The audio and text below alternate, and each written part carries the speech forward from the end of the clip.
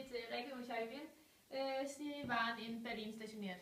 Wie waren Ihre Erfahrungen mit Purple Connection vor Ihrer Reise?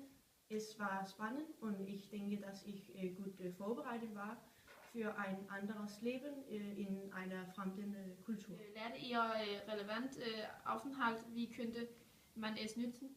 Ich glaube, dass die Lehre sehr nützlich war und ich fühle mich sicher auf sprachliche und kulturelle Herausforderungen. Welche Herausforderungen haben Sie während Ihres Aufenthalts? Es war schwer die ersten 2 Monate, wann ich sollte mich zurechtfinden und hineinpassen die Kultur. Fühlten Sie sich eine Entwicklung während Ihres Aufenthalts? Ich habe Menschen aus einer anderen Kultur psychologische und soziale interagieren gelernt. Ich glaube, dass die Lehre sehr natürlich. Ich kann nicht.